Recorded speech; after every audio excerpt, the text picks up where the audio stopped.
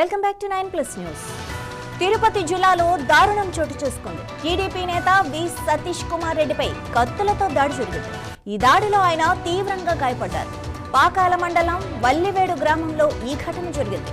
మాజీ rowdy sheeter Katari Pratyush Reddy ఈ దాడికి పాల్పడినట్లు పోలీసులు గుర్తించారు. రాజకీయ వ్యక్తిగత కక్షలే ఈ దాడికి ప్రధాన కారణమని తెలుస్తోంది.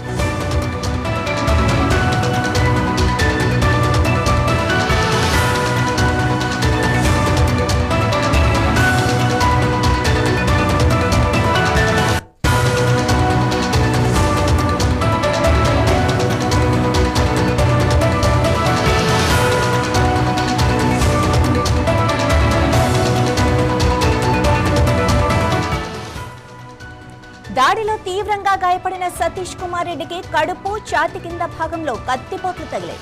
దాడి చేసిన వెంటనే కటారి ప్రత్యూష్ రెడ్డి అక్కడి నుంచి పరారయ్యాడు.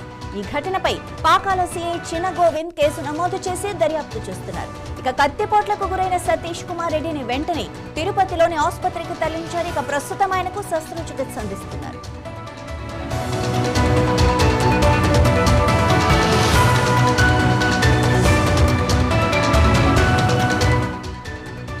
ఇదే విషయానికి సంబంధించి మరింత సమాచారం మా ప్రతినిధి వర్మ అందిస్తారు. వర్మ, అసలు ఎలా జరిగింది ఈ ఘటన?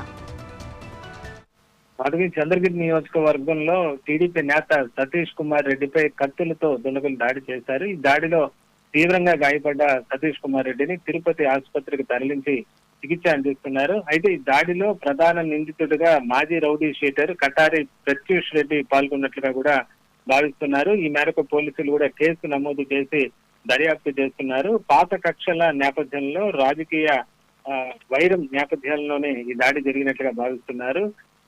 ఈ దాడిలో బాధితుడికి కడుపు, ఛాతి కింది భాగంలో కత్తిపోట్లకు గురయ్యాడు. తీవ్ర రక్తస్రావం కావడంతో అతన్ని వెంటనే ఆసుపత్రికి తరలించారు.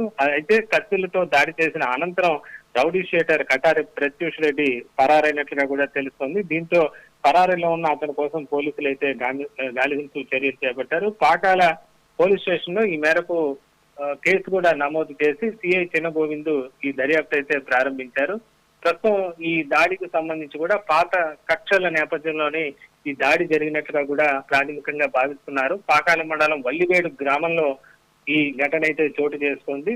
దీంతో ప్రస్తుతం అక్కడ ఉద్రిక్తకర వాతావరణం ఏర్పడిన నేపథ్యంలో పోలీసులు బందోబస్తు కూడా పెంచిన పరిస్థితి అయితే ఉంది. పరారీలో ఉన్న నిందితుడు ప్రత్యూష్ రెడ్డి కోసం ప్రత్యేకంగా గాలింపు చర్యలు చేపట్టిన పరిస్థితి. పూర్తిగా దీనిపైన విచారణ అనంతరం వివరాలు వెల్లడిస్తామని పోలీసులు అయితే చెప్తున్నారు.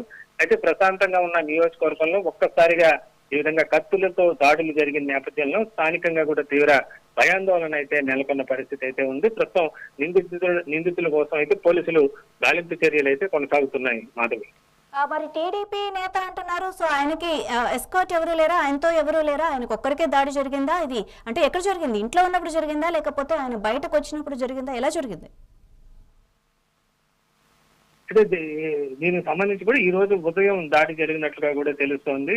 ఏదైతే నిందితుడికి ఈ విధంగా బాధితుడికి మధ్య గతంలో కూడా అనేక కక్షలు ఉన్నట్లుగా తెలుస్తోంది. వ్యక్తిగత కక్షలతో పాటు అలాగే రాజకీయ వైరం కూడా దీనికి ప్రధాన కారణంగా తెలుస్తుంది. అయితే పోలీసులు మాత్రం ప్రస్తుతం ప్రాథమికంగా పాత కక్షల కారణంగా దాడి జరిగి ఉండొచ్చన్న కోణంలోనే ప్రస్తుతం విచారణ కొనసాగుతున్నారు. దీనిపైన రాజకీయ ప్రమేయం ఇంకేమన్నా ఉందా, దీని వెనక వేరే పార్టీల ప్రమేయం ఉందా అనేది కూడా పూర్తిగా విచారణలో బయటపడే అవకాశం ఉంది. ప్రస్తుతానికైతే పోలీసులు అయితే నిందితుల్ని అదుపులో తీసుకున్న తర్వాత పూర్తి వివరాలు బయటకు తెలిపే అవకాశం అయితే కనిపిస్తోంది. మాధవి. Right, thank you Varma.